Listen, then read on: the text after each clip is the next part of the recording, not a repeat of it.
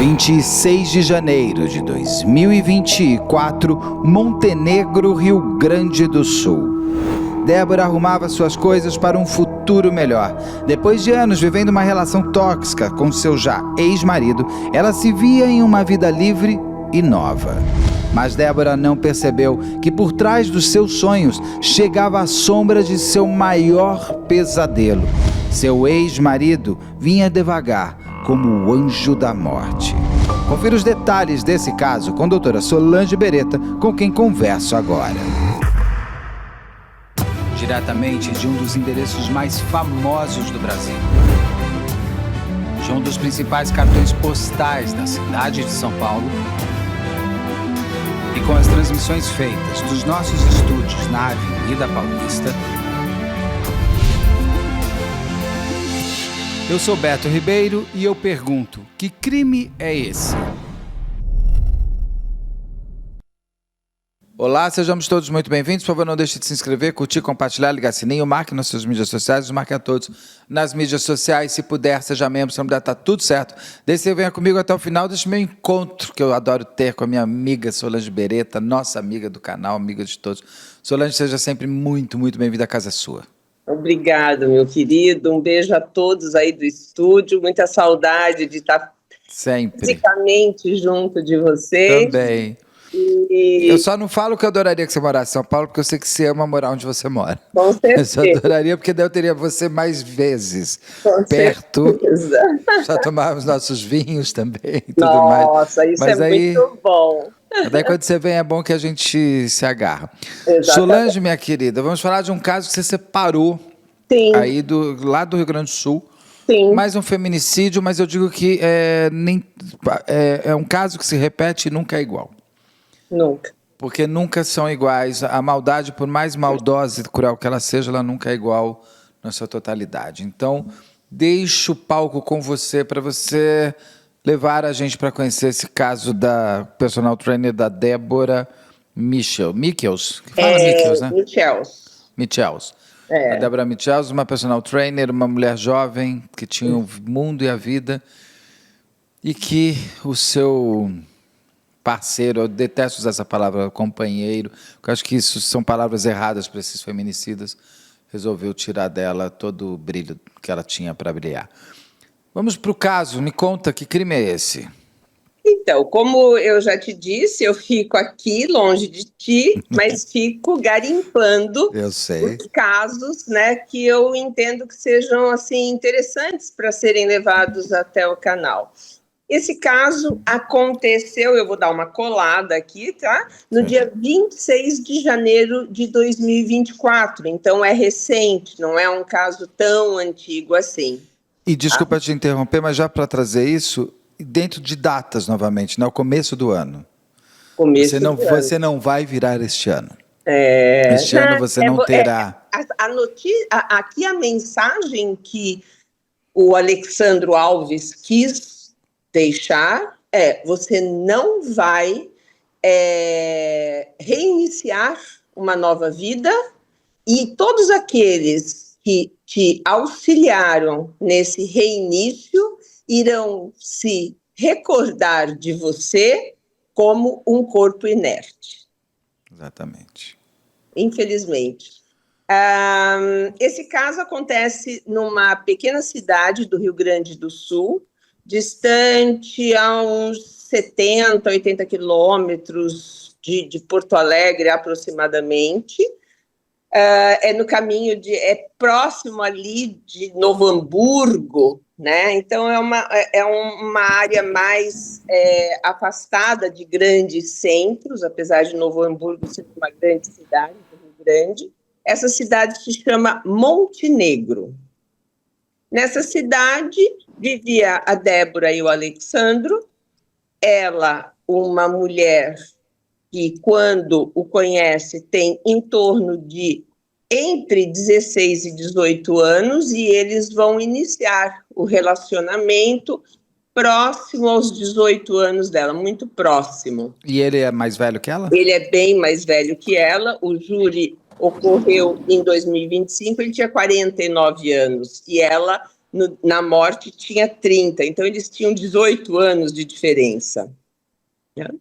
Ela passou a trabalhar como recepcionista e já como estagiária numa academia de ginástica, porque ela tinha a intenção de fazer a faculdade de educação física. Era uma moça muito alegre, que gostava muito de cantar, dançar, de atividade física, lutava Muay Thai, e ela o conhece. Na verdade, ele já tinha 2 filhas. Essas filhas treinam na mesma academia e têm idade próxima dela. É cerca de 2 a 3 anos menos que ela. Então, ele já tinha filhas quase que da idade da mulher com quem ele passa a viver. Ele, naquela época, também treinava na mesma academia a mulher do Alexandro. É porque ele é enorme, né? Ele é um homem de 1,90 m e 125 quilos. Eu digo, e enorme que eu digo de músculo mesmo, né? Sim. Pelas fotos que eu vi, ele é muito musculoso. Muito grande. Muito grande. Forte, né? Muito forte. E ali também treinava a mulher do Alexandro, não era mãe das filhas. Chamava Cassiane, alguma coisa assim, mas não era mãe das filhas dele. Era uma mulher jovem também, eu não tenho aí a idade dela, mas era uma mulher jovem, e a mãe das meninas se chama Edna, foi o primeiro casamento dele. Segundo ele, como eu não tive acesso aos autos, porque os autos encontram-se em segredo de justiça, eu até tentei junto aos advogados, são advogados muito bons, advogados que já participaram de julgamentos midiáticos, mas são muito bons mesmo, assim, tecnicamente excelentes. Mas, infelizmente, eles não puderam me ceder os autos por conta desse segredo de justiça que agora virou moda na justiça brasileira, em segredo. Você faz um júri que é transmitido pelo YouTube e você não disponibiliza os autos para um estudo melhor. Então, que eu poderia até trazer outras informações que talvez fossem interessantes ao nosso público. Mas, enfim, o pai da Débora, quando a Débora informa que está se relacionando com o Alexandro, ele chama o Alexandro até a sua casa. É um casal bem simples, os pais da Débora fazem parte de um casal simples, ele muito trabalhador. Lá existe uma atividade econômica grande na avicultura, ele trabalhava na Frango Sul, mas ele também dava aula, o pai da Débora, né? E ele chama o rapaz e conversa com ele, né? Ele, eu vou cuidar da sua filha, eu vou tratar ela com muito carinho, etc, etc, etc. Só que vem a baila durante o plenário, não sei até que ponto isso é verdade ou não, que ela passou a viver na casa dele quando ele ainda estava casado com a Cassiane. Então, isso não ficou muito bem explicado, se formou ali um trisal, se não. Segundo ele, os 3 conviviam juntos e participavam de festas, e ela passou a ser usuária também de cocaína, como ele e a esposa eram. Não sei se isso ocorreu, não sei em que momento se desfez esse trisal, se é que havia, né? Se havia, os pais desconheciam. Enfim, eles convivem ali por 12 anos, não foi um relacionamento curto, foram 12 anos de convívio. Segundo o réu, no seu interrogatório em plenário, eles já haviam se separado uma vez e ficado separados 3 anos. Essa informação, 3 anos não, desculpa, 3 meses. Essa informação não é corroborada pelo testemunho dos pais, que não mencionam. Como o réu é ouvido ao final, ou seja, depois que são ouvidas as testemunhas, não há como se indagar dos pais se isso ocorreu ou não, porque essa informação só é trazida no plenário, tá? Então, não há como se confirmar. Esse é um dos fatores ruins de você ouvir o réu por último.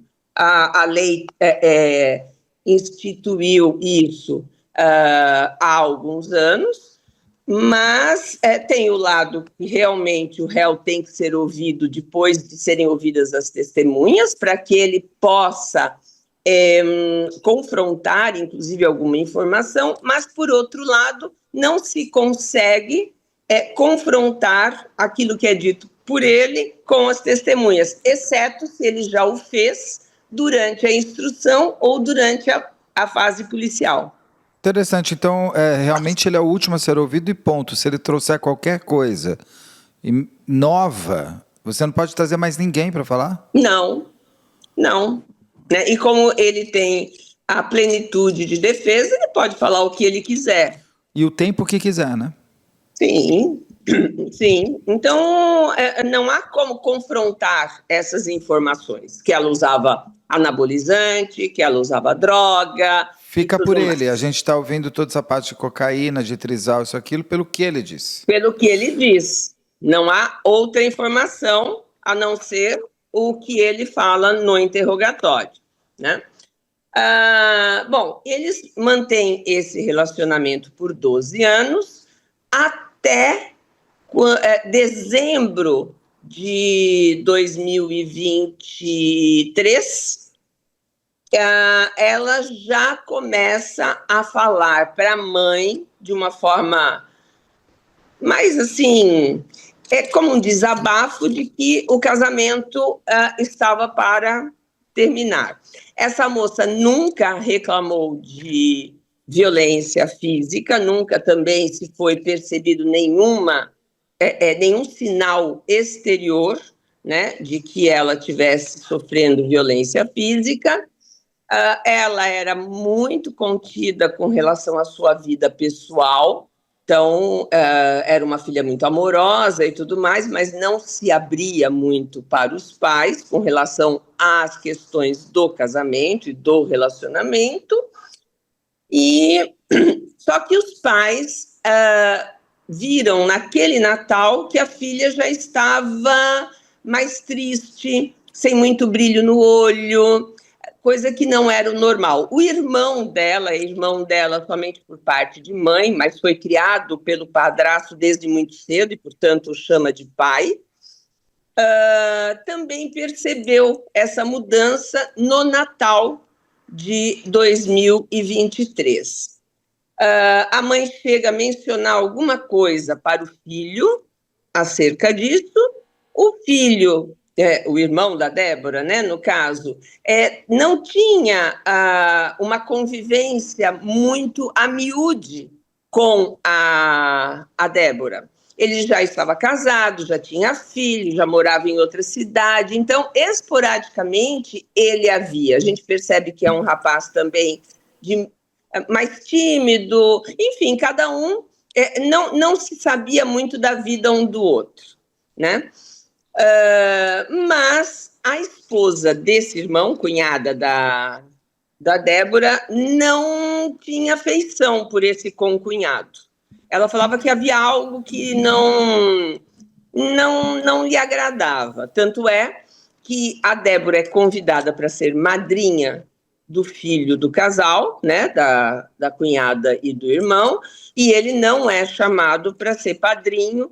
Eles vão ao batizado, porém nem ficam para o almoço, para o festejo, né, do batizado, e eles vêm embora. E ela a madrinha. Ela madrinha, quer dizer, né, deveria ser a primeira a chegar, a última a sair. Não sei se causou nele algum desconforto o fato dele não ser chamado para compor o casal de padrinhos.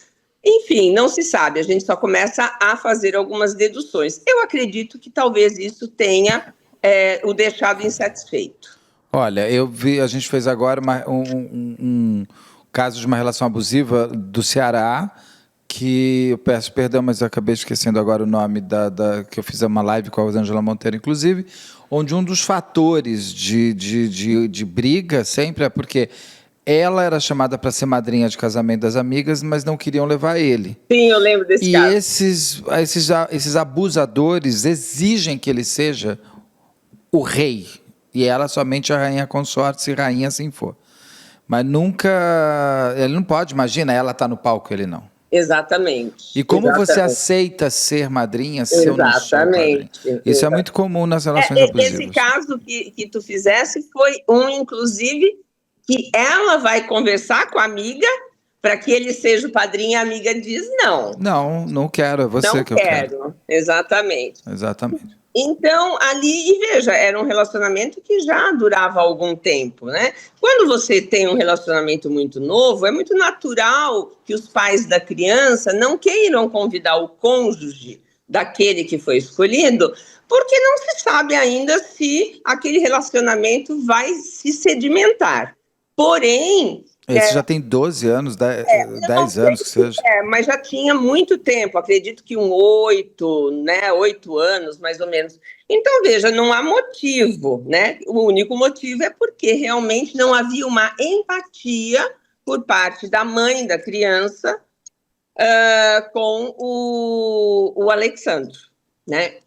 Outra coisa interessante, antes da gente entrar no crime em si, outra coisa interessante é que ela estudava, né, fez a faculdade, depois, para você dar aula de educação física, você tem que fazer o bacharelado, daí ela fez o bacharelado e tudo, e ele tinha somente o 2º grau, né? Então não era... A gente até percebe durante o júri, realmente, que ele não é uma pessoa... Ele é bruto, ele é casca grossa, ele, sabe, não é uma pessoa polida, né? Claro que a gente não tem a Débora, mas pela própria maneira da família funcionar, acredito que ela fosse uma pessoa com mais verniz, com mais estudo, com mais conhecimento. Com mais desejo, pelo menos, desejo pela de cultura. evoluir na sua profissão. Ele conhece ela muito nova, a gente não sabe se ela teve relacionamentos anteriores. Não é mencionado. Mas uma coisa que é muito interessante, né, que principalmente eu pegaria outros vários casos em paralelo, é como você... Eu não tenho preconceito nenhum a diferenças de idade, eu acho que isso é uma bobagem.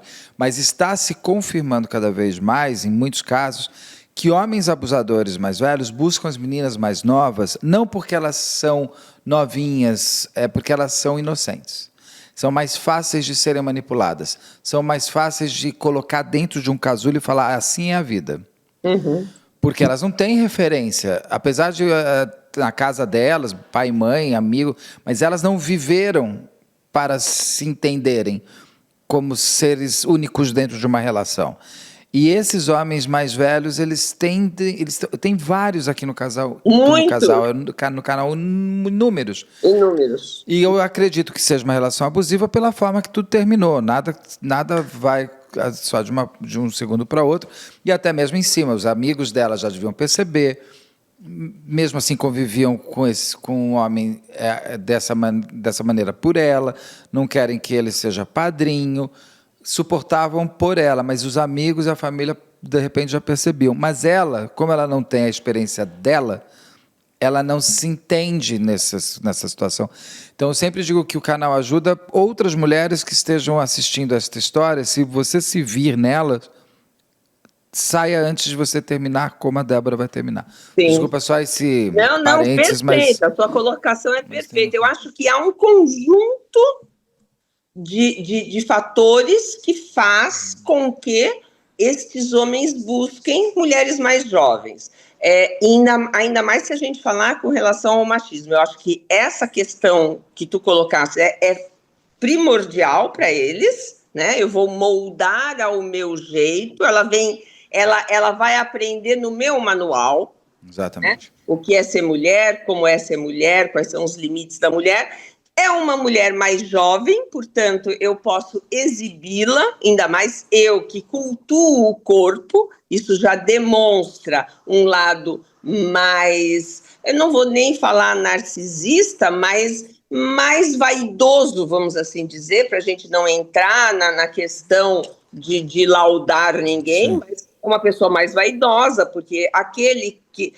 o que a gente costuma ver é pessoas que cuidam em demasia do corpo para que ele seja belo, ele é vaidoso. Não é No só mínimo. uma questão... Exatamente, não é só uma questão de saúde. Aqueles que cuidam por questão de saúde, para prevenção de doença, é uma coisa. Agora, aquele que cria todo um personagem com músculo muito bem definido, se olha, se fotografa, participa de concursos e tudo mais, ele, no mínimo, é vaidoso. Não, e tem uma coisa, não está fazendo nada por saúde, porque não estou falando de gente sarada, que por exercício, Sim. que acorda de manhã, corre 6 horas de bicicleta, se joga. Pessoas que vão para este fim usam drogas que não são nada boas para a saúde. Exatamente. O seu fígado que o diga, o seu rim que o diga. Esses anabolizantes, essas coisas todas, muitos vão para as drogas que dão mais... sei lá, mais frisson e mais rapidez, né? Você fica mais ligado para ficar 5 horas malhando. Então, não é por saúde de maneira nenhuma. Não. É apenas por vaidade. Apenas por vaidade, né? E a partir do momento que eu me torno uma pessoa bonita aos olhos dos outros, eu tenho todos olhando para mim. Aí vai o egocentrismo também, Total, né? Eu sou o alvo das atenções. Bom, tinha algo importante. Como ela estudava, e ela continuou estudando depois deles viverem juntos, ela se formou, né? Ela se formou em educação física, depois teve a formatura também com relação ao bacharelado, e ele não foi à formatura dela, o que para mim é um sinal evidente da inveja, do desprezo pelo sucesso do outro, de eu sou menos do que ela é mais do que eu não vou prestigiar esse sucesso. Não vou aplaudir, ela que não me aplauda. Vou, exatamente, quem quer ser aplaudido sou eu. Ele chega ao final já da formatura e ele faz o seguinte comentário, né, com o pai: eu não gosto dessas coisas. Né? Então, sempre a desculpa de pessoas assim é dizer: não, isso para mim é bobagem, isso para mim isso é menos, isso daqui, imagina, isso daqui é festinha. E eu já vi vários casos assim, de mulheres que obtêm um sucesso e os companheiros ou os namorados, noivos, não participam desse sucesso, em vez de se orgulhar daquele sucesso, né, de dizer: olha só que mulher maravilhosa que eu tenho ao meu lado. Não, eles têm tamanho egocentrismo e tamanha inveja do sucesso do outro que eles não se dão ao direito de ir a esses lugares para aplaudir a sua mulher. E eu complementaria com uma maldade maior, porque ele sabe que ele não ir vai deixar a outra menos feliz. Vai ser menos brilhante. Vai ser menos gostoso para ela. Eu não ir, ela não vai se divertir tanto. Até porque, com certeza, antes ele já devia estar falando: você vai nessa besteira mesmo? O que você vai fazer lá? Você quer se aparecer para quem? Ele já vai... Tá, essa faculdadezinha que você fez, parece até que você fez Harvard. Esses caras fazem isso e sabe que não ir, ele vira o centro da atenção. Porque ele não ir, todo mundo vai perguntar: mas seu marido não vem? A ausência dele é mais presente do que ela, e destrói a noite dela. Exato, mas perfeito, Beto, mas assim, análise perfeita. E veja, né, é importante que as pessoas que estejam nos ouvindo prestem atenção. Esse é um sinal perigoso. Esse é um sinal muito perigoso. Né? Às vezes a gente fala assim: repare nos sinais. Às vezes não é um grito, não é um empurrão, às vezes a pessoa não faz nada, nunca agrediu, nunca a menosprezou verbalmente, mas as suas atitudes demonstram esse desprezo. Esse é um sinal. Pesadíssimo, esse é um sinal importantíssimo. Super importante. Dali para evoluir para outros sinais, se aquele sinal não faz o efeito que o agressor almejou, ele parte para outro. Ele sobe. Ele vai subindo o degrau. Né? Ele vai subindo o degrau. Isso ele fez. Então, ele não vai, né, à formatura mostrando desprezo. Segundo o pai, quando eles estavam namorando, vivendo juntos, né, na verdade, já há uns 3, 4 anos, certo dia, o Alexandro entra na casa dele, porque assim que eles começaram o relacionamento, daquela conversa que o Alexandro tem com o pai pega as chaves da casa dele, pai, e diz assim: então agora você é da nossa família, então essas são as chaves da casa e essa casa também passa a ser sua, porque você está sendo acolhido aqui na nossa casa. Muito bem. 4 anos depois, ele entra na casa, como ele tinha livre acesso, e pede ajuda ao pai da Débora, dizendo: eu preciso, é Davi, se eu não me engano o nome do pai da Débora, eu preciso da sua ajuda, eu me meti numa enrascada, eu estou precisando de 10 mil reais. Veja, 10 mil reais, nós estamos falando de 10 mil reais há 7 anos atrás, né, aproximadamente. Se hoje é muito, 7 anos atrás era mais, né? Pedir 10 mil reais assim para alguém é Do complicado, nada. né? E ele é uma pessoa muito comedida nos seus gastos e muito trabalhadora, tinha essa quantia. Ele falou assim: olha, eu não tenho aqui agora, mas amanhã você pode vir buscar. Mas o que aconteceu? Ele falou: não, é porque eu estou devendo, inventou uma história, né?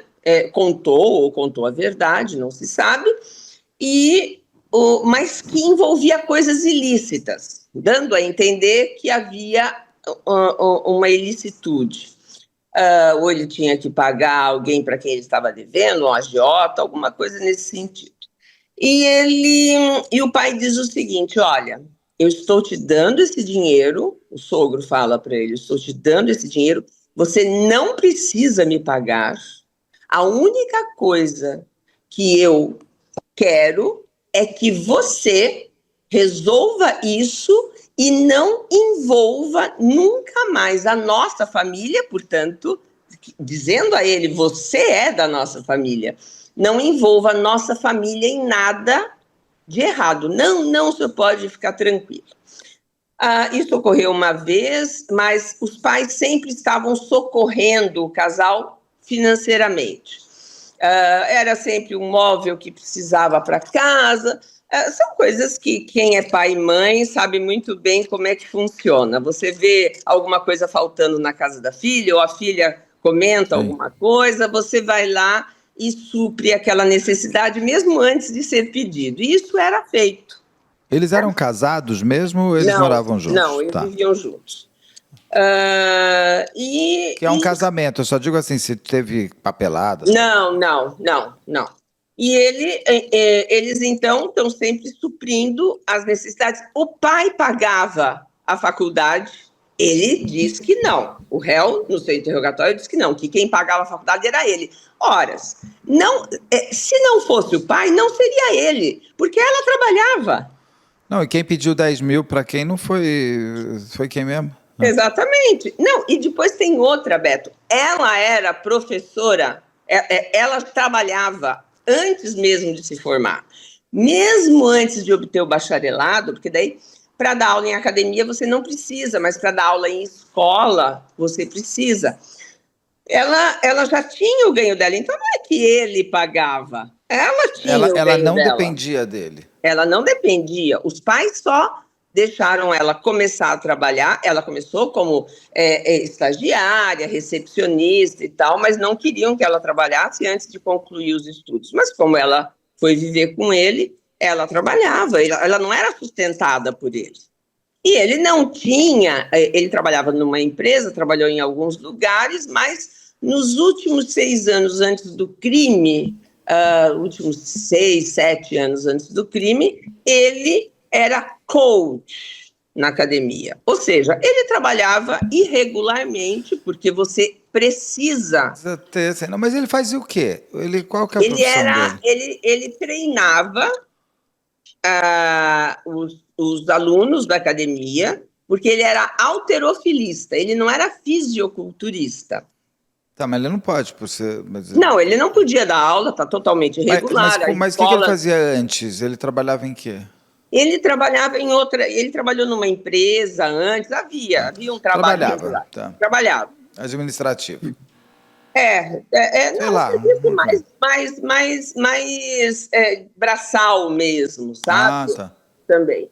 E ele, só que chega um momento que ele passa a ser coach. Antes ele era um frequentador de academia, provavelmente tinha lá um ou outro que pedia alguma orientação e ele talvez tenha visto ali um nicho para que ele passasse a atuar, então ele passa a ser coach. Então ele diz que ele era solicitado em várias academias, que as pessoas iam procurá-lo para chegarem onde ele chegou, que ele levantava 400 quilos de peso, mas não era fisiculturista, ele era halterofilista. Ele trabalhava daí na mesma academia que a Débora, que tinha formação técnica para isso, e ele chegou a dizer assim, não, eu tinha até muito mais alunos do que ela. Por quê? Porque o que os pais deixaram claro é que quem sustentava era a Débora. Quem tinha maior ganho era a Débora. Numa relação saudável, tudo bem. Sem problema nenhum. Mas só que sempre ela estava sem dinheiro. Porque ela estava sustentando ele. Provavelmente. Parece de novo com o caso que a gente fez no Ceará. Exatamente. Aí a defesa, claro, que alega que prova que com um áudio, né, ou uma mensagem de WhatsApp, que os alunos pagavam as aulas dele, ou seja, o treinamento, né, que ele dava com Pix para conta dela. Até ele poderia ter realmente essas pessoas. E ele ficava o dia inteiro na academia. Ele ficava o dia inteiro. Há relatos, não no júri, mas como isso é mencionado pelo Ministério Público, de colegas ali da academia, que ele não largava dela um minuto. Se ela saía para tomar um café, ele já estava ligando. Se ela ia num mercado, ele já estava ligando. Por que ela estava demorando? Por que ela não tinha chegado? Enfim, ele exercia um controle ali corpo a corpo. Ele nega isso, ele diz que não tinha ciúmes dela, ele disse que não a controlava, que inclusive ela ia a festas com as amigas, voltava bêbada, às vezes ele tinha que buscá-la, e que ele nunca foi possessivo com nenhuma das suas mulheres. É bem interessante quando ele fala isso, né? São aqueles sinais, né, Beto, que você fala, oi... Que revela bem o que você é. Né? Você pode até dizer, eu não sou uma pessoa possessiva. Não, eu nunca fui possessivo com as minhas. São as minhas. Eu não sou possessivo de jeito nenhum, mas você é minha. Você é minha. É gozado, né? Esse aí indica a possessão. É a palavra que a gente usa para posse, para né? Para o nome possessivo. Né? É possessivo. E ele diz que ela consumia cocaína também e que aquele dinheiro que ele pediu para o pai, naquela ocasião, não foi para ele. É que como ela tomava anabolizante e infeccionou a nádega, e ela teve que ir para o hospital e ficou muito feio, né? A pele, enfim. Ele precisou de dinheiro para pagar isso. Não há prova documental nenhuma. Isso é a alegação dele. Como ele não tinha o dinheiro, ele pede para o pai. E para pedir para o pai, ele inventou essa história. Porque ela não quis pedir para o pai para não dizer ao pai que ela tomava anabolizante. A defesa, Beto, eu não sei que fotos que a defesa mostrou, porque isso a gente não consegue não aparece. ver. Mas as fotos que eu obtive, que eu tive contato, né, pela internet, ela não tem físico de quem usa anabolizante. Anabolizante. Não. Ela tem uma bunda bem grande, né? O que é característico, né? Característica física dela. E ela é uma mulher bem trabalhada, mas nada que indique. E ele mesmo, em algumas fotos, também não tem essa aparência. Tem em alguma outra. Ele disse que ela fazia essa sessão de anabolizante quando estava próximo do verão, para ela poder se apresentar na praia com um corpo mais definido. Se isso é verdade ou não, também é gozado. Mas tudo isso daí, tudo bem. Isso daí é tudo igual. periférico, né? Não, isso tudo bem. Ela usa cocaína, ela usa anabolizante, ela é igual. Eu posso matar ela? Não, mas isso tem um motivo, tá? Que é o que a defesa vai trazer. Alegar. Então parece serem questões periféricas, mas não são. Muito bem. No sábado, eu tenho até... Aqui eu fiz uma linha do tempo. E no Natal de 2023, a mãe comenta com o filho, irmão da Débora. A mãe da Débora comenta com o irmão da Débora que parece que ela vai se separar. O irmão diz assim, o que for melhor para ela. É aquele irmão que não se mete muito, sabe? Eu já não sou assim, eu me meto em tudo, meu filho. Me meto em tudo. Eu, se puder dar uma cartada em alguém assim, você não foi trabalhar hoje? Por quê? Fica a dica. Né?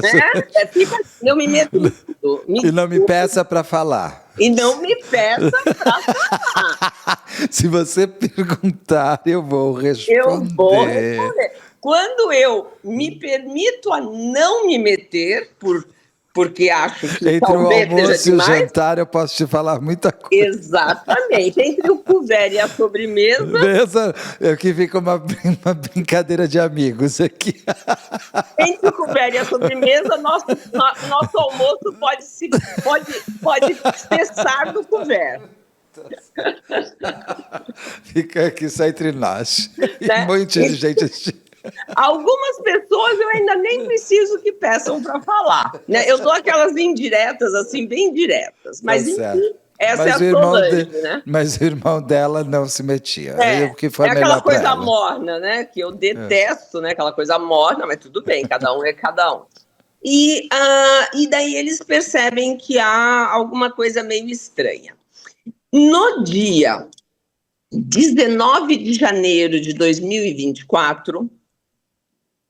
ele recebe um vídeo no celular dele de uma aluna dele e dela, segundo ele, o vídeo está nos autos, né? E ela tinha terminado mesmo? Não tinha ainda.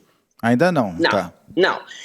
Ela parecia estar infeliz com a relação, ela não se abria muito com as pessoas, mas... Como ela teve uma mudança muito grande de comportamento, aquilo acendeu uma luz que os pais ficaram observando, né? Tem alguma coisa errada. Quando minha filha me telefona, pelo tom da voz, eu já sei se a coisa tá boa ou não tá. A gente conhece a outra pessoa, né? E parece que ela chegou a comentar alguma coisa, porque o irmão diz que a mãe teria dito, já em dezembro, que, olha, não sei não, eu acho que eles estão querendo separar. Tá bom. 19 de janeiro ele recebe um vídeo de uma aluna que ele diz que era dele e dela, na academia onde ambos trabalhavam, e esse vídeo é da bunda da aluna. Né? E ele responde... né, dizendo, bom, e aí, que horas que vai ser? Que horas você está liberada? Minha mãe vai fazer massagem só após tal hora.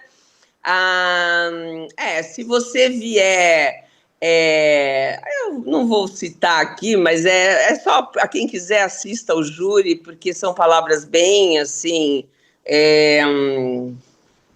nojentas que ele usa. Machistas mesmo. E então vem com aquela calcinha pequenininha. Nossa. Né? Mas aí cada um procura. E ele fala isso no júri, gente? Não, isso está no vídeo. No vídeo que ela vê. A Débora vê. E ele, como todo bom machista, repassa esse vídeo para um amigo. E o comentário é, chupa, viado, né? Querendo dizer assim, olha só, olha o que eu recebo.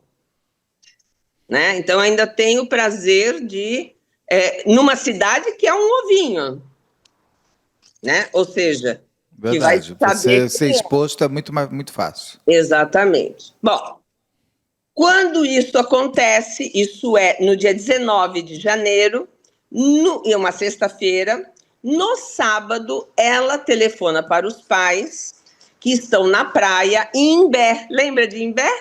Imbé, o Miguel de Imbé, Do Miguel bonitinho. de Imbé. É ali perto de Tramandaí, tem praia ali, tudo. Até tem um amigo muito querido, meu gaúcho, amado, que mora lá.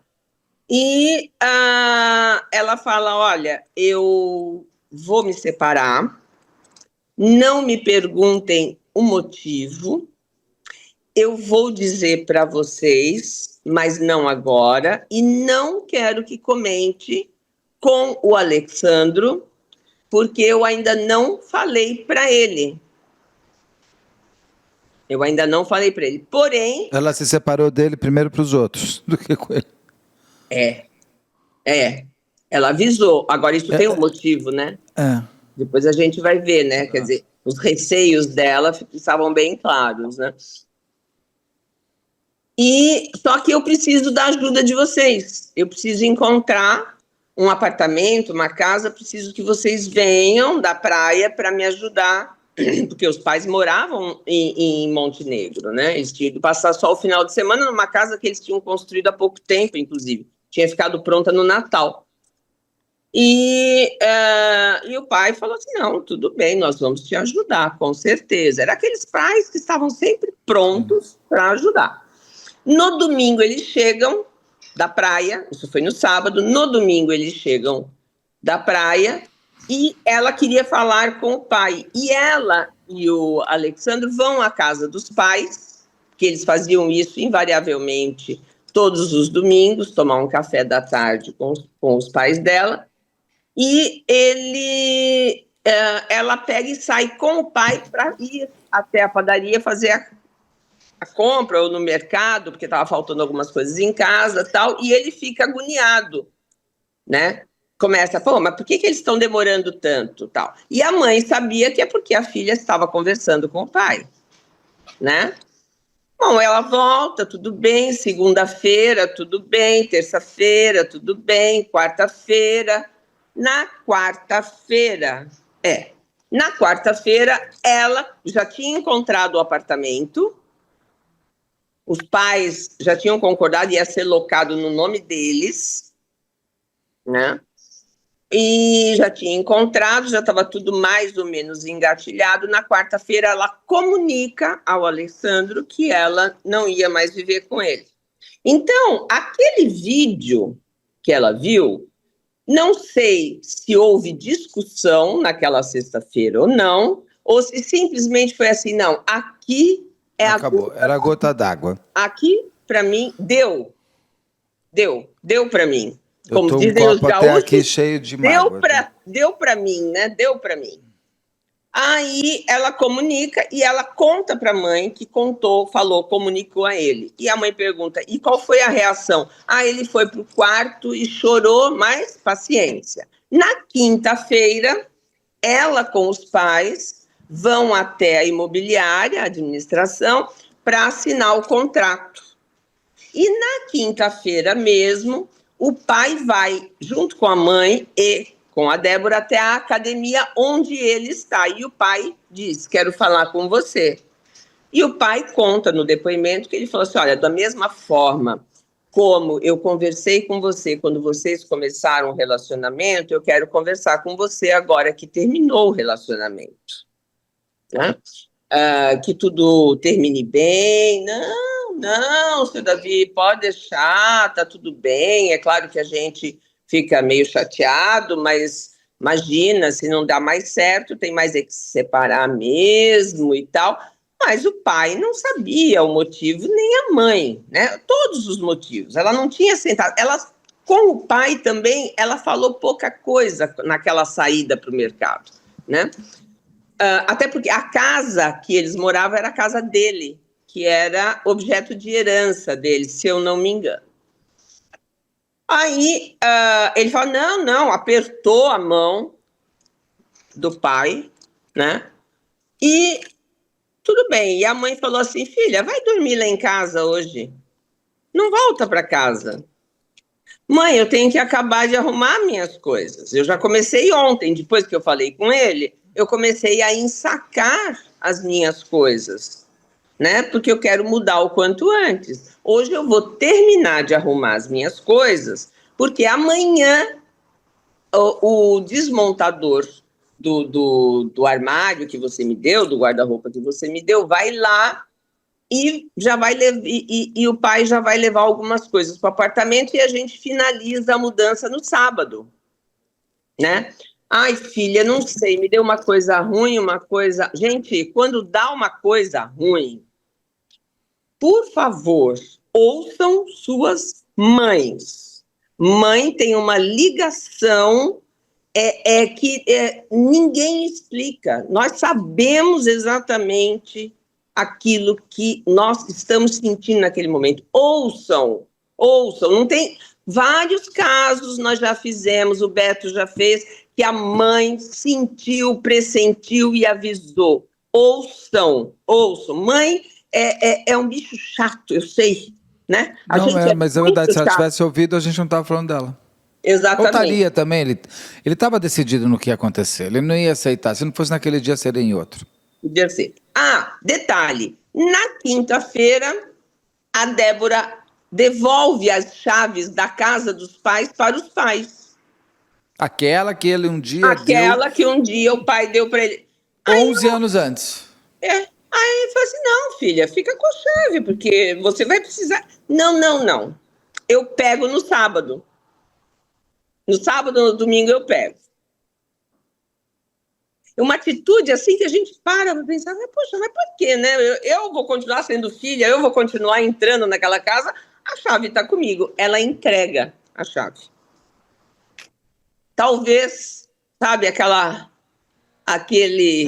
Sei lá, ela queria um rito de passagem, quando ela fosse pegar a chave era só para ela, não era Não, ninguém mas dele, era do pai.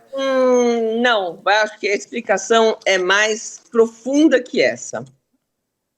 Ele Aí não vai conseguir entrar na sua casa. você vai ver como é que ele pratica o crime. Ele pega, ela pega, vai para casa à noite, fala com a mãe à noite, fala que está cansada, que vai tomar banho. Isso ela fala. Às 23h15, ela manda uma mensagem para a mãe dela. Estou cansada, vou tomar banho. Nossa, tanta coisa que eu arrumei aqui e tudo mais. E a 1h57 ela liga para a mãe, porque ela diz, mãe, sabe aquela casa que a gente viu em tal lugar? Não, não, essa casa não é boa. Tá bom esse apartamento que a gente alugou e tudo mais. Então, nós sabemos que até esse horário ela estava viva. 1h15 da manhã. 1h57. 1h57 da manhã. Tá? Na quinta-feira, vamos voltar um pouquinho para trás, por volta das 2h da tarde, às 14h, ele manda uma mensagem para o irmão dele, ele é de uma prole de 6, né? 6 filhos, ele manda uma imagem dizendo assim, olha, eu vou concordar realmente em vender para você a casa, tá? Então tá tudo certo, eu vou vender. Não, minto, tô mentindo. Às 2h e pouco, isso aí é outra coisa. Ele já tinha combinado com o irmão de vender a casa para o irmão, mas às 2h e pouco ele manda uma mensagem por áudio para um amigo chamado Periquito. Como se fosse uma mensagem de despedida. Olha, você vai encontrar o carro, dentro do carro vai estar o celular, você digita tal senha, daí você vai obter os telefones das minhas filhas, você ligue para elas e diga que eu as amo muito, que elas foram a coisa mais importante, e fale com meu irmão que aquilo que a gente combinou era da venda da casa. A venda da casa. Aquilo que a gente combinou não é para ele dar o dinheiro para aquela pessoa que eu tinha dito. É para ele dar o dinheiro para as minhas filhas. foi muito bom, a gente aprontou muita arruaça, e quem sabe numa outra vida a gente se encontra, mas assim, tal, mas não era uma coisa assim, a voz não era uma voz depressiva, né? Isso é Mas áudio, ele fala, tá no áudio. ele fala, dá um ar de que eu vou resolver um assunto, e talvez a gente não se veja mais, enfim, nesse sentido. Parece Claro. uma carta de um adeus de autoexecução, também Exata. parece, mas também parece um áudio de quem sabe que vai para a cadeia. Ou de que vai sumir para sempre. Tem as 3 possibilidades. Eu vou tirar minha vida, eu vou tirar a vida de alguém, logo eu serei preso, ou eu vou tirar a vida de alguém e eu vou cair fora. Exatamente, exatamente. Aí, esse áudio depois, quando é apreendido o telefone celular dele, é que é obtida essa informação. Muito bem. Isso, nós estamos falando da quinta-feira, vamos voltar para quinta-feira, próxima meia-noite, 2h da manhã. Já da sexta, ele manda uma mensagem para a irmã dele, que mora no terreno ao lado da casa dele, e diz assim: a chave está na porteira, cuide dos cachorros. Mais uma confirmação do áudio do periquito. Mas daí é interessante depois a construção que ele faz acerca disso. Segundo ele e a Débora vinham mantendo relação sexual todos os dias. Nossa, depois de 11 anos? Não, depois de 12 anos, né? Nossa senhora, parabéns para os dois. Parabéns. E além de tudo, assim, vou me separar, mas o sexo a gente continua, porque é enlouquecedor. Não, e é assim, é mais segundo uma afirmação ele, é impossível. do machismo. Não, e é impossível não transar comigo, né? Impossível não transar comigo. Imagina que uma pessoa tá ali e não me quer. Exatamente. Aí, isso ele fala, né? Que eles mantiveram relação sexual a semana toda, ou seja, quando ela vê aquele vídeo, ela fala para o pai que queria se separar, ela procura o apartamento, ela acha o apartamento. Ela estava louca pelo sexo, mas é impressionante, né? E se tem uma coisa, que uma mulher que quer se separar e não quer mais viver junto com aquele homem ou manter o relacionamento... Ela não quer sexo. Sexo é algo que é impossível. praticamente um estupro. Se for forçar, é um estupro, porque aquilo, existe uma rejeição... Você já não quer mais. Você não quer mais viver, não quer casar, não quer construir mais história. Exatamente. Já devolveu a chave para os pais, já avisou que vai separar. Transar por quê? Se transa é intimidade, é prazer, é divisão, é inclusão. Exatamente. Aí ele diz, daí a promotora pergunta a ele: que horas vocês chegaram em casa? Nós chegamos às 19 horas, mais ou menos. E o que vocês ficaram fazendo das 19 até às 3 da manhã, que é quando os fatos ocorrem? Ela ficou arrumando as coisas dela lá, eu fiquei não sei o que fazendo. Detalhe, ele diz que ele chega em casa e ele prepara a cocaína para ele cheirar, tá? E depois ele vem explicar que ele cheirou 4 carreiras de cocaína e deixou uma para ela cheirar, para Débora, né? E ele vai tomar banho. Ela já tinha tomado banho, ela colocou um baby doll, estava na cama, né, no leito conjugal. E ele, quando sai do banheiro, a vê na cama de baby doll e fala assim: e aí, não vai colocar roupinha? Parênteses. Segundo ele, os dois não, né? Ele, né? Tinha o fetiche dela se vestir de enfermeira, empregada, aquelas fantasias e tal. E que ela tinha várias dessas fantasias, que ela também comprava e tudo mais. E ele pergunta: não vai vestir uma das roupinhas? E ela responde: a roupinha você usa com a sua novinha. Aquela do vídeo lá. Aquela do vídeo. Aí ele fala, bom, então eu vou ter que comprar uma nova roupa. Isso é a versão do réu. Nesse momento, ela vai para cima dele com os seus 1,61 m, segundo ele, 70 quilos, não temos isso confirmado, mas ela era uma mulher que tinha músculo, né? Pode ser até que pesasse isso, não acredito, mas pode ser. Vai contra um homem que é um armário de 4 portas, de 1,90 m, com 120 quilos e começa a bater. E que levanta 400 quilos.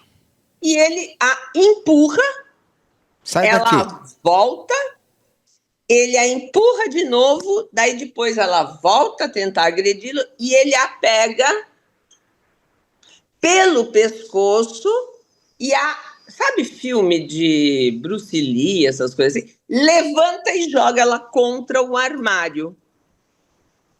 Ela cai e ele percebe que ela começa a passar mal.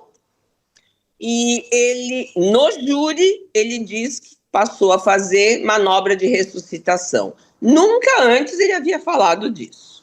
Ele começa a fazer massagem, aí ele viu que o pulso dela está fraco. Detalhe. E tudo isso ele sabe fazer. Ele sabe fazer ressuscitação, ver sabe pulso. tudo. Porque eu não sei fazer pulso. Nunca consegui. Bom, mas ok. É muito difícil. Meu marido é médico, eu falo para ele, mas eu não consigo pegar o pulso. Não consigo nunca. Né? Aqui, às vezes, eu consigo. Aqui... Ele fala assim, o melhor lugar é aqui. Onde eu às vezes... Você tem mais dificuldade. Aí eu aprendi a medir por aqui. Né? Mas ele não, ele é um expert. Então, ele mediu, viu que o pulso dela estava fraco, pegou ela no colo, colocou ela no carro, né, para socorrê-la. Ele faz um... Viva! Isso tudo ela está viva. Viva, porque ele mediu o pulso. E se o coração estava batendo, ela estava viva. Aí ele a coloca no carro e ele é bem distante a casa dele para a casa dos pais dela. Mas você basicamente pega a estrada para ir, tá? Eles moram mais no interior do município. Só que ele faz um caminho que não prevê a passagem por hospitais. Ele poderia ter saído da estrada, entrado na cidade... Mas ele vai até a casa dos pais dela fazer o quê? Por que ele não vai para o hospital? Ele não disse que primeiro pensou em ir na casa dos pais, ele pensou em socorrê-la. Porém, durante o caminho, enquanto ele dirige, ele vai novamente dirigindo, preocupado com a mulher, certo? À noite, ele vai monitorando o pulso. Meu Deus, se a pessoa está parada, você já não consegue sentir. Eu vou aqui do lado, dirigindo aqui. E vai aqui. Aí a promotora falou, mas como? O senhor estava dirigindo? Sim, mas eu tenho a outra mão. Era automático o carro. Aí, como ele percebe que o pulso estava fraco, né, ou estava parado, ele para o carro na estrada e vê que ela não está respirando. Então, portanto, morreu. Não precisa fazer mais nada. Né? Não precisa socorrer. Né? Quando ele sai da casa, ele não chama a irmã para ajudá-lo. Ela não ia ouvir. Você tem alguém... Não chama a ambulância? Mal, você vai, você arromba. Ela mora, o dela é lá no fundo, ela não vai ouvir. Você arromba a casa da pessoa. Você grita, você chama a ambulância, você faz outras coisas. Não chamou a ambulância, não chamou a polícia. Não foi ao hospital? Porque, na verdade, ela estava morta. Ela não estava viva. Ela já estava morta. É mentira dele que ela estivesse viva. E o que ele estava indo fazer na casa dos pais dela? Devolver a filha? Devolver a filha. Os pais, ele vai até a casa dos pais, na madrugada, 3 e pouco da manhã, isso aí já, quase 4 horas. Quase 4 horas. Talvez até fosse bem próximo das 4 horas. A casa deles fica numa rua sem saída, ele entra de ré. A desculpa dele é que o volante dele, né, estava estava sendo muito difícil de esterçar e que para ele dar a volta lá e vir de frente seria mais difícil. Mentira, ele entrou de ré, porque entrando de Era ré a mais fácil de sair saída dele, correndo a na frente, fuga. lógico. Porque um carro a essa hora da manhã, numa rua em residencial, claro que desperta atenção. Aí você tem a filmagem dele tirando o corpo dela de dentro do carro. Ela estava no banco de passageiro. Isso não Porque ficou... senão atrás não dá, você vai ficar medindo pulsação assim. Exatamente, provavelmente. Aí ele... Mas para ele tudo é possível também, né, Beto? Aí ele tira o corpo dela do carro, deposita na frente da casa dos pais. Que ele não tinha chave. Que ela devolveu a chave da casa e deixou lá, hein? Por que será? Ele deposita o corpo e joga um cobertor por cima. Fevereiro, maior verão, maior calorão e tal, ele tinha um cobertor. Segundo ele, que era para cobrir o carro quando os cachorros iam andar. Bom, de carro. Aí ele deixa o corpo lá e vai embora. Nesse horário, é o fim de turno da Frango Sul. Vizinhos da casa estavam chegando do trabalho nesse horário, assim, um pouco mais para frente, porque o turno terminava às 4 da manhã.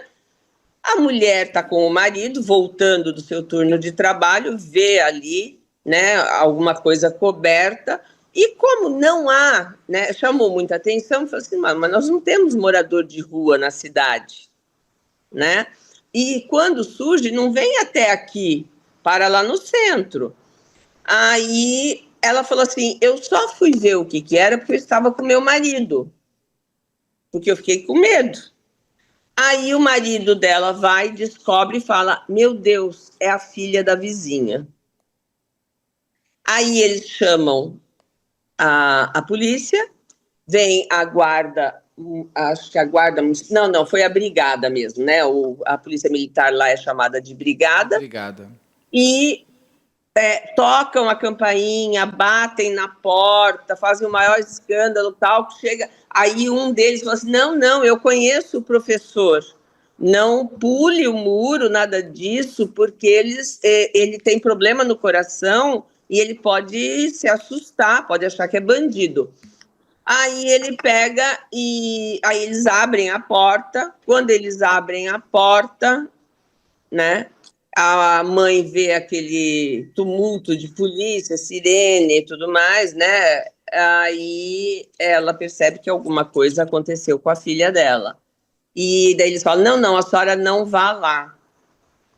Mas é claro que os pais vão e veem a filha morta, de baby doll, ali, na frente da casa deles. E aquilo que a promotora fala, eles passam pela lápide da filha todos os dias. Todos os dias.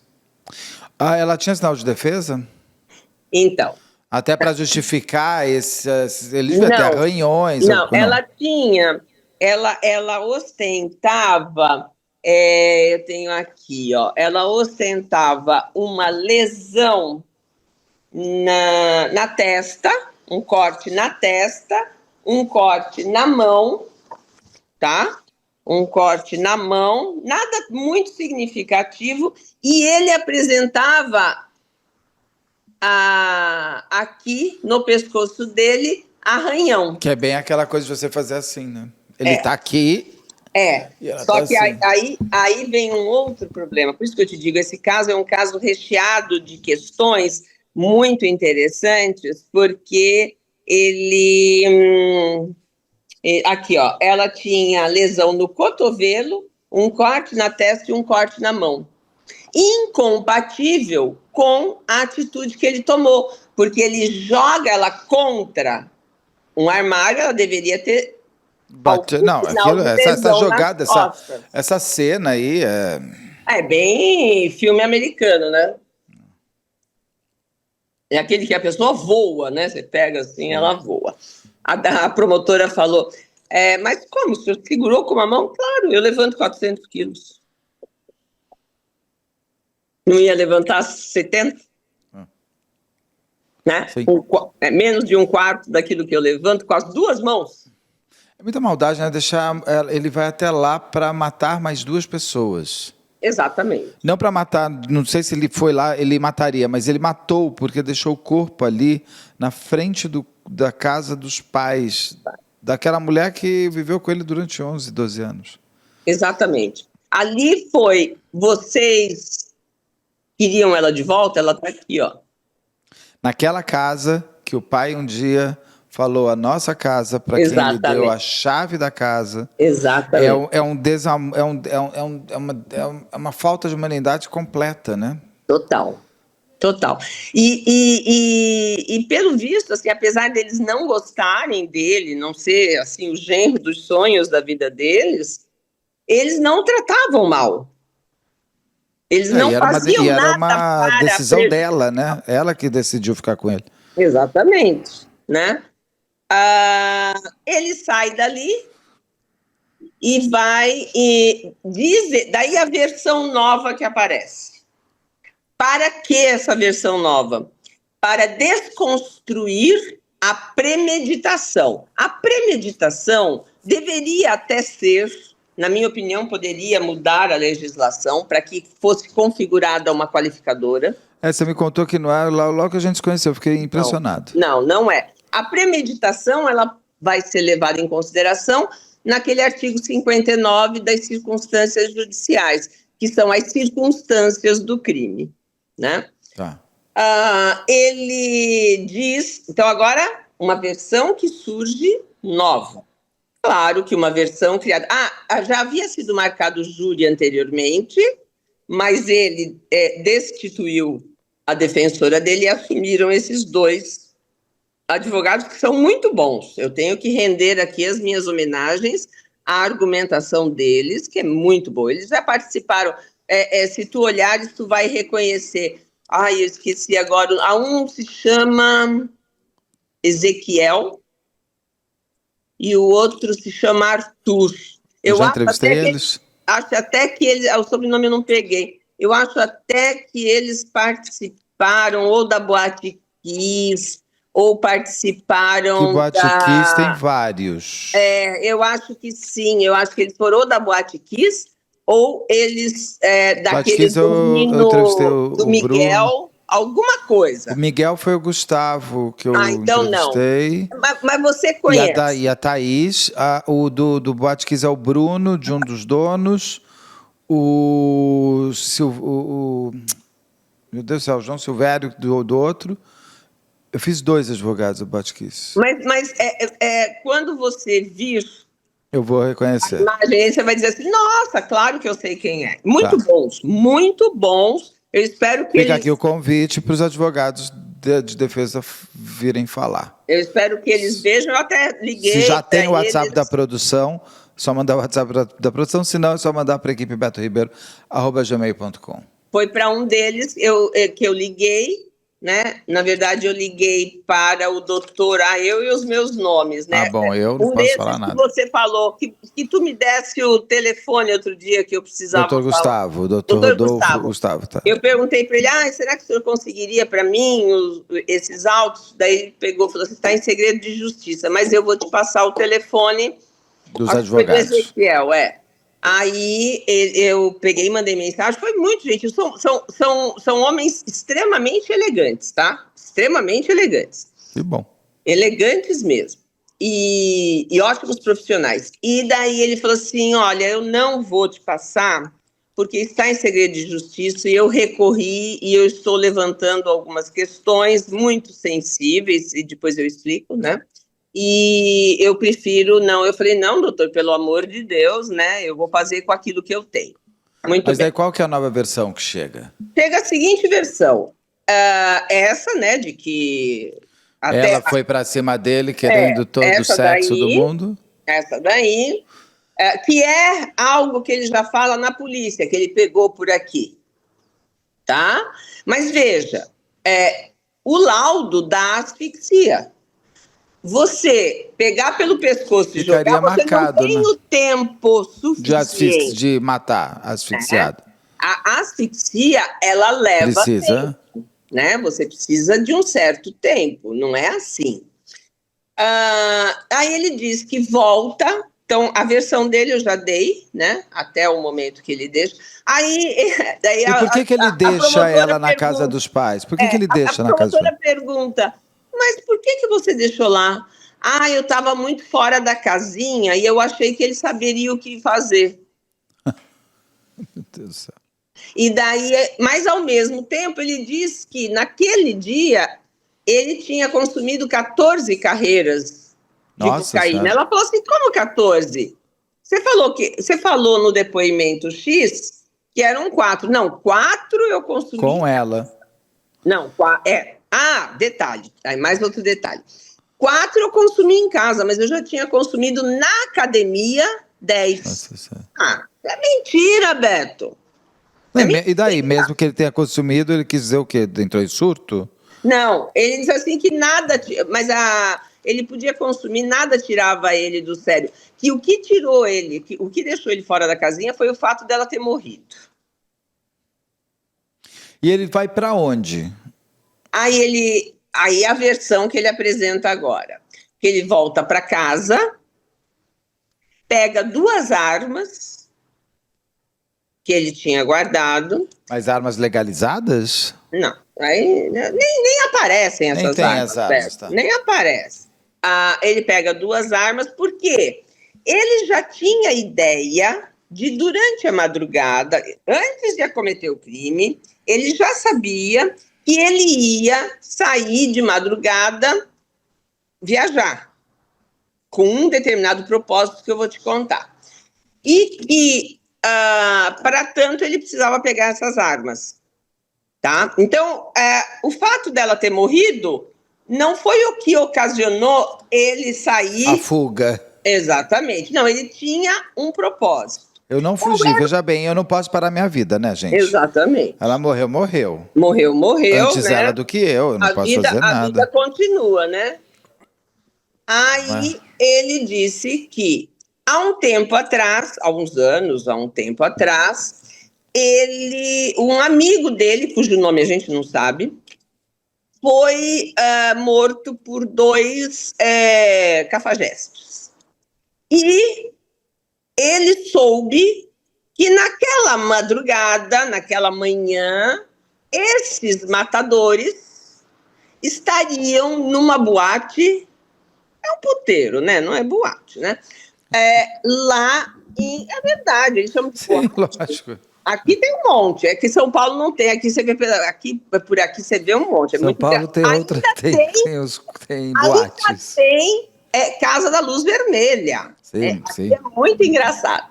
No interior acho que tem também, né? Tem. E o fornecedor de cocaína dele fornecia cocaína nessa boate.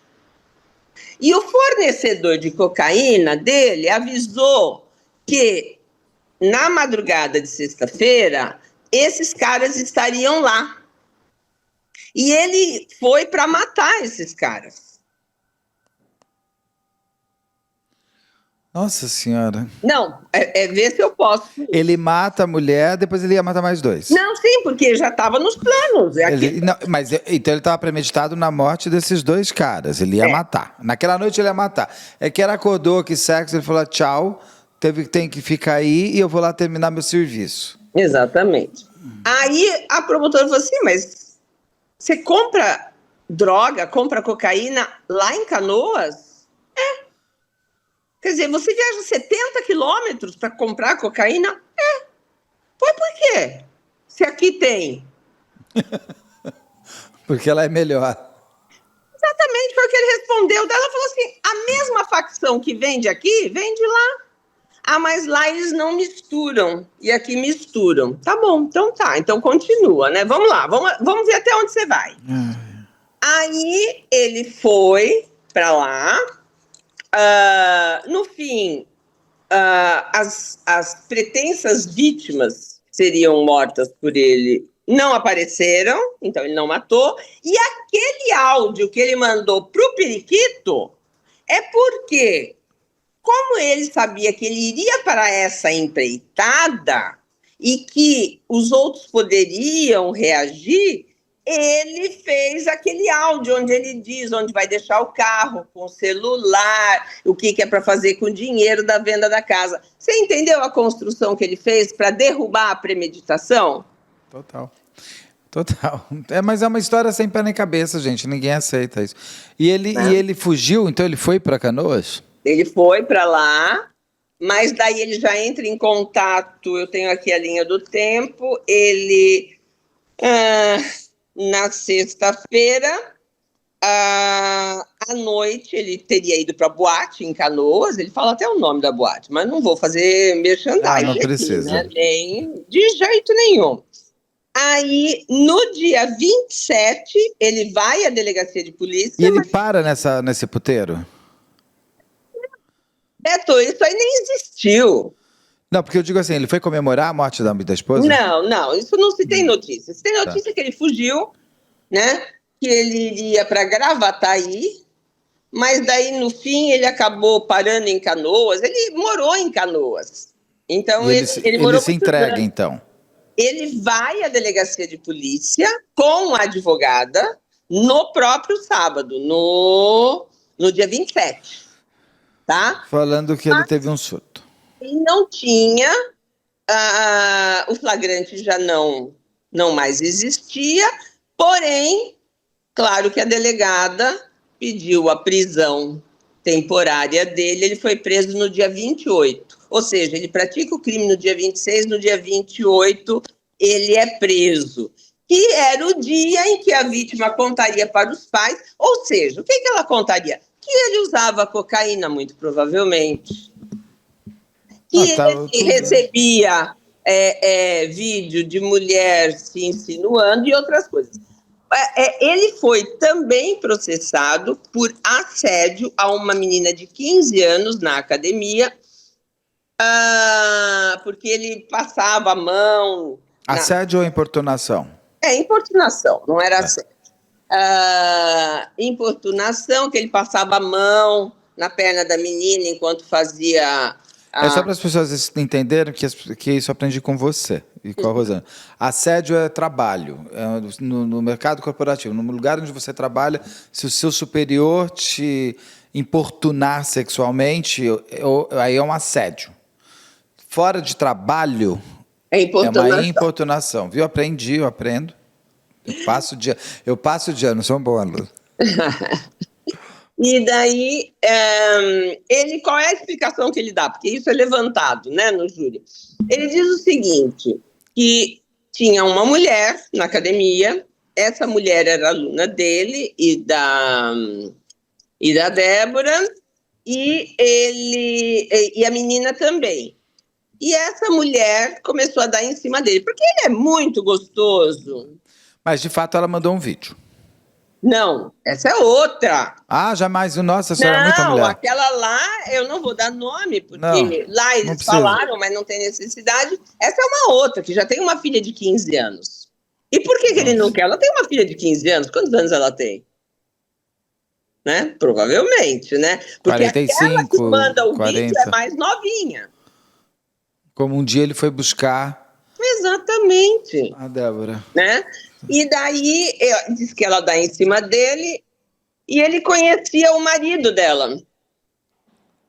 E ela começa a dar em cima dele, daí ele não dá bola porque não lhe interessava, né? Se é que isso aconteceu mesmo. Parece que sim, porque ele leva para a delegacia de polícia essas provas, enfim, não é. Aí ele diz para ela, não, pô, eu conheço seu marido, né? E tal, minha mulher trabalha aqui, como se isso fosse algum empecilho. Ele já tinha lá a outra novinha lá que ele estava chavecando, né? Aí essa mulher fala assim, porque eu sou um bagulho? Talvez não fosse aquilo que ele gostasse, né? Porque senão ele teria dado bola, né? Aí no dia seguinte ela aparece de cara fechada na academia e depois ele recebe...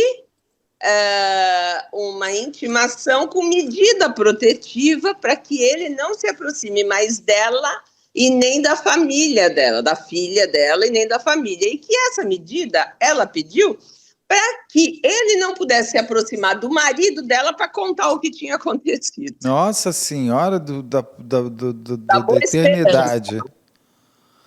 O que eu mais me impressiono com esses casos é como os assassinos, eles não têm parada. Não. Eles não têm vergonha de inventar A nada. narrativa é maravilhosa. Você fala assim, meu Deus, mas da onde? É ET, daqui a pouco realmente são os ETs, são assombrações. Como é que puxa uma coisa dessa? Da onde tira uma coisa dessa? Não, como é que fecha uma história tão mal feita? Não Na é? verdade, a medida protetiva é para chegar perto do marido, para ele não saber, o marido, que ele é um corno, porque ela e a filha o querem. Quer dizer, então daí se ele, por exemplo, tentasse contactar com o marido, ele estaria descumprindo a medida protetiva e, portanto, Nossa. ele não pôde contar. Quer dizer, agora a cidade inteira sabe que o marido é corno, se é que é. O depoimento dele é para se ver sem levar absolutamente nada a sério, tentando perceber o quanto ele joga para o outro que ele é e o quanto ele puxa do outro o que ele gostaria de ser. Então, assim, nessa noite, se eu posso elocubrar, ele que quis, ela que não quis. Não foi o contrário. Assim, tudo que ele aponta que ela fazia, geralmente quem faz é quem aponta. Exatamente. E a outra pessoa que fica colocada, ela não está aqui para se defender, ela morreu. Exatamente. Fica fácil falar de quem não fala. Mas, Exatamente. assim, mas quem trabalha com crime sabe disso, olha e fala, mas não, você mais olha, uma você vez... fala assim, ah, meu Deus do céu, mas eu pensei que já tinham esgotado todas as narrativas possíveis, mas a criatividade humana, ela é muito maior do que a gente pode imaginar. O problema é quando o júri não trabalha com crime, pode às vezes ser enganado. Nesse caso, ele foi condenado a quanto tempo? Então, antes de eu falar da condenação, vou falar da tese da defesa. Tá. Qual foi o grande problema? Inclusive foi ouvido nesse júri, só que não foi indagado pelas partes. Ele veio somente falar sobre o laudo que ele tinha feito e explicar. Um médico legista simplesmente maravilhoso. Vale a pena as pessoas pegarem, porque como existe um canal, né, que disponibiliza... Que é o da TJ, do Tribunal de Justiça. Esse eu acho que é resenha de júri, uma coisa assim, porque daí você consegue ir só para as partes que você quer. O depoimento dele sobre o que realmente matou a vítima foi simplesmente assim, uma aula magistral de medicina legal. Magistral, dá vontade de assistir várias vezes para você poder absorver todas as informações que ele nos traz. A denúncia do Ministério Público foi oferecida no dia 7 de fevereiro, se eu não me engano, tá? Porque foi logo em seguida, né? Porque ele estava preso, então tinha prazo. E ela ainda não estava nos autos o laudo, tá? Então, como é que o promotor denuncia nesses casos? Você se baseia em alguma informação que o inquérito te traz. Porque você não pode deixar de oferecer a denúncia sob pena de ser solto réu. E você também tem que ir com aquelas informações. Posteriormente, você faz um aditamento. Então, vamos supor, depois veio uma outra informação, você faz um aditamento. É muito ruim, é aquilo que eu sempre falo. O flagrante, no caso não foi flagrante, mas a prisão se deu imediatamente depois, isso aí reduz muito tempo de juntada de provas no inquérito policial. Então, o promotor fica sem todos os ingredientes e ele tem que fazer um bolo. O duro é remendar esse bolo, né? Depois. Durante, o processo. Mas, às vezes, você tem que remendar, não tem jeito, né? E o que o promotor que ofereceu a denúncia fez? Ele só tinha a informação dada por quem? Pelo réu. Porque ninguém assistiu, ninguém viu nada, só a informação dele. E naquele tempo, naquele momento... Volta com o celular um pouco para cá. Desculpa, fui mexendo aqui. Não, você mexeu o celular, você bateu... O celular, né? A informação que se tinha é que ele pegou aqui e jogou ela para lá. tá? Você não tinha ainda o laudo. Então, o promotor denunciou por asfixia, tá? Mas por esganadura. Beleza? Mas é asfixia mecânica, ponto. Esganadura, enforcamento, estrangulamento, sufocação são modalidades. A causa da morte É asfixia mecânica, acabou. asfixia mecânica, ponto, tá? Só que chegou o laudo. E, infelizmente, a gente tem que render, né? Se render a esse argumento da defesa. A defesa disse assim, olha, hoje o médico veio aqui e falou que foi estrangulamento. Só que, na verdade, também é interessante porque a promotora traz um outro... Estrangulamento, então, o que é? Pegou uma corda? Alguma coisa? Não, estrangulamento... Não é um enforcamento, mas não nem esganadura. É a constrição, né, cervical, a constrição do pescoço, não feita com as mãos. Então, pode ter sido uma corda, um fio de celular, Mas tinha não marca foi no ele, celular? não, então, mas não foi. O Travesseiro? estrangulamento, segundo o médico legista, pelos achados, deve ter sido com o braço. Que tem tudo a ver. Beleza da gravata. É só você olhar com o braço mata-leão. dele. Exatamente. E por que não havia tanta... Primeira coisa, gente, na asfixia, a vítima, ela leva aproximadamente 7 minutos para morrer. Mas a reação dela contra a agressão, ela dura pouco. Por quê? Porque ela perde o sentido. Só que o autor do homicídio continua constringindo o pescoço até a morte. Porque se ele solta antes, ela consegue voltar. Então, por que ele tinha poucas marcas de defesa por parte dela? Segundos. Porque ela logo... E ela estava arrumando coisa, né, para mudar. Ela pode ter cortado a mão, ter se cortado o cotovelo também nisso. Ele pode ter pegado ela dormindo. Também. Ali, eu só sabe... Ai, desculpa, que caiu o negócio aqui em casa.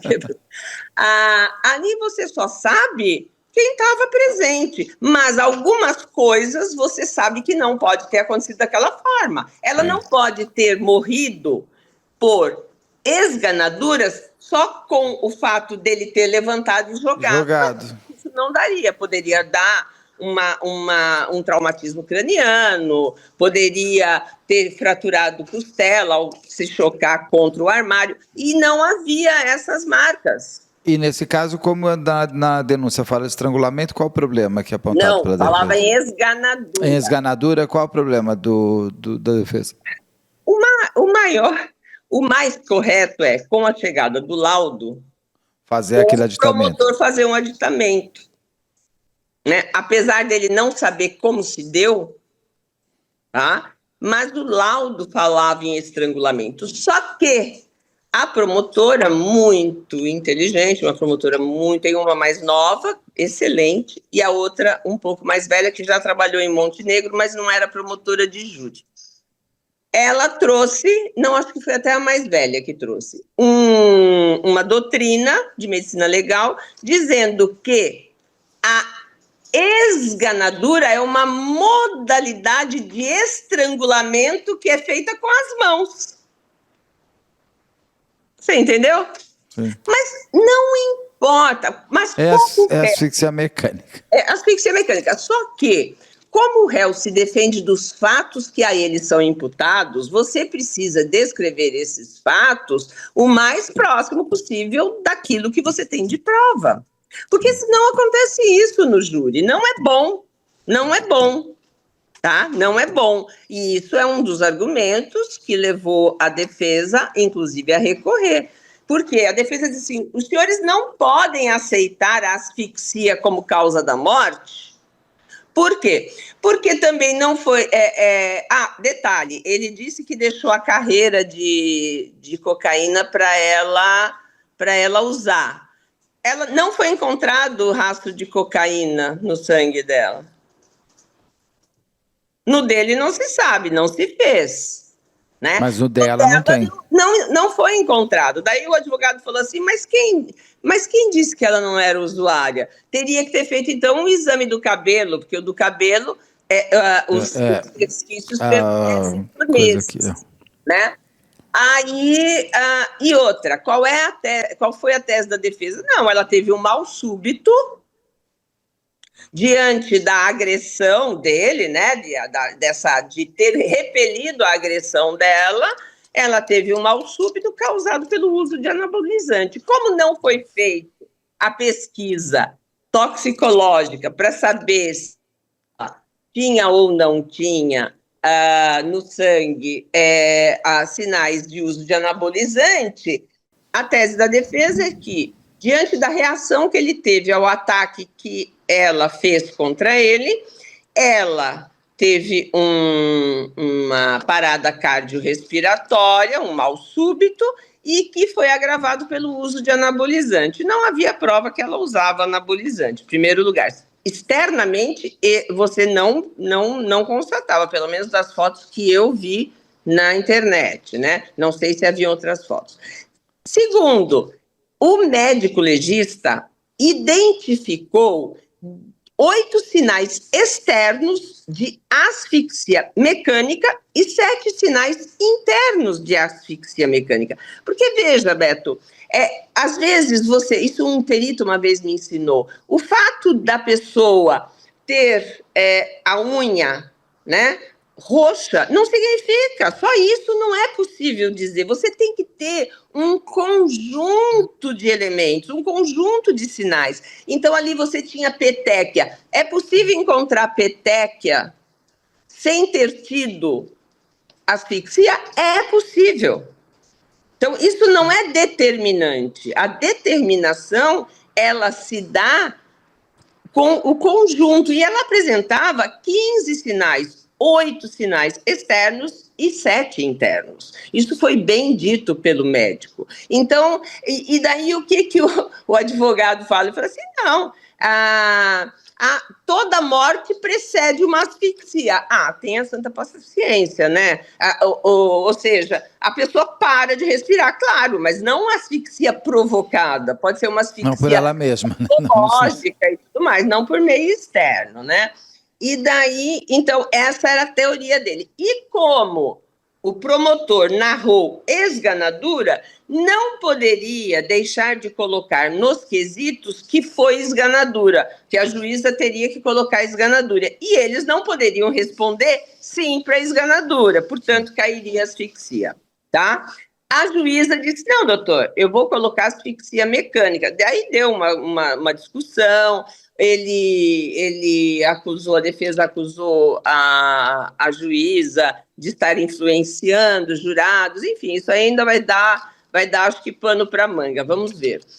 E a outra questão com relação... Eles só admitiam o feminicídio... Não, eles queriam uma lesão corporal seguida de morte. Ou seja, ele não feminicídio. Ele não tinha intenção de matar. Agora, se essa tese não fosse abraçada pelos jurados, então que ele fosse condenado por homicídio simples, né? E que a motivação do crime também. Ele já estava aceitando a separação. É mentira que ele não estava aceitando a separação. Ele falou para ela, falou para os pais, estava aceitando. Então, essa motivação não podia ser levada em conta. E também o recurso que dificultou a defesa da vítima, porque se fala em superioridade de força, e realmente a mera superioridade de força não pode ser considerada como recurso, né? Você tem que usar meios, né? Lembra que a gente falava? Traição, dissimulação, simulação, né? Como é que é? Tocaia. Então, você tem que deixar o outro... E a narração da denúncia era nesse sentido, mas nenhuma dessas teses pegou. Ele foi condenado a 28 anos. Peraí, não quero me... Ele foi condenado a 26 anos e 8 meses. Foi uma pena bem aplicada, ainda não havia o feminicídio como homicídio qualificado, pelo simples fato de ser feminicídio, né? E essa foi a pena. Há recurso. Outra coisa que ele dizia que não, que quem comprou o carro para a Débora foi ele, que quem pagou a faculdade foi ele. Aí o pai falou assim, quando foi ouvido, falou: não, eu comprei, porque eles foram comprar, mas daí ele passou a dar cheque sem fundo para pagar o carro. Nossa, então eu assumi os boletos. Então quem deu? Eu dou, mas você paga. A faculdade, o pai tem a prova de que pagou a faculdade toda. Enfim, como querendo dizer assim, que ele não... Porque ele era um sugar daddy. E ela separação, ele não queria separação, porque ele ia ficar sem ela para sustentá-lo, sendo que ele tinha ganho até maior do que ela. Ele falava que tinha mais alunos do que ela. Olha só, ele era muito bom. Muito bom. Excelente. Fica sempre o convite para todas as pessoas envolvidas no caso darem suas versões, trazerem os seus olhares. É só mandar para aqui, e-mail para a equipe betoribeiro@gmail.com. Solange, a história está completíssima. Como sempre, espero né? Que Você é incrível. tenha sido clara e tal.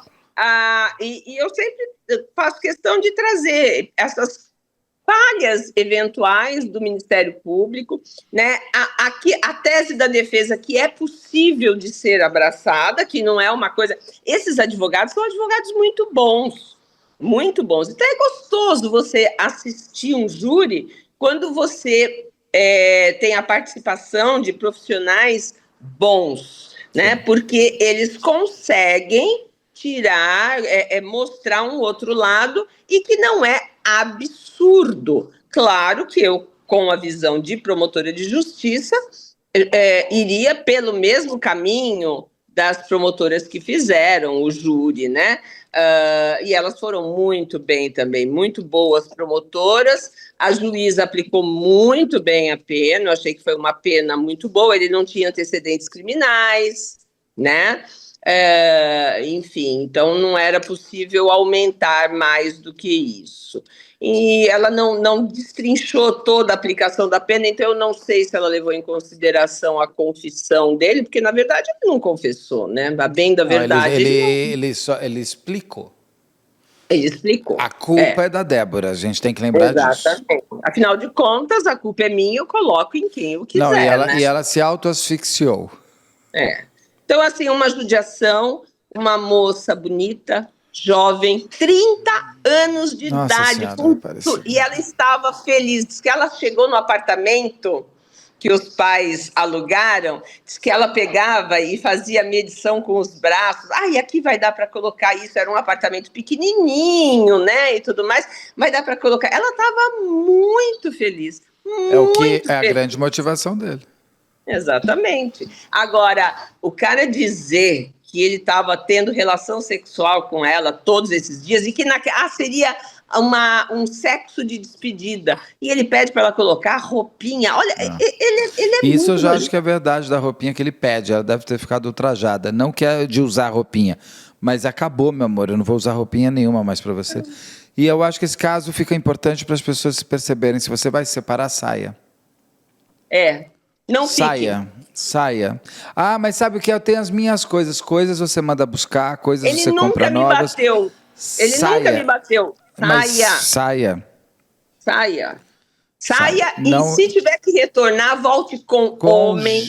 Não, volte com advogado, com polícia. Com testemunha. Mande buscar. E se precisar perder aquele casaco que você adora, não tem problema. Um dia você compra um novo mais legal que ele nunca vai ter cruzado com aquele ser. Solange, a mãe falou para ela, né? A mãe falou para ela, vai dormir lá em casa. Aí ela disse, não, mãe, imagina, eu tenho coisa pra arrumar. Mas ele estava decidido, né, Solange? Ele estava muito decidido também, né? Aí se ele fizer alguma coisa, ele não é nem doido. Ela não achava que ele era capaz. Gente, não subestime. Mas ao mesmo tempo tinha alguma coisa muito forte que ela queria contar para o pai depois. Coisas devem ter acontecido que a gente nunca vai saber. Porque a Débora não está mais aqui. Porque ele matou muita coisa. Ele matou o segredo dele. Uma das filhas, quando foi ouvida na delegacia de polícia, disse que ele era matador de aluguel, que ele fazia cobrança para a agiota.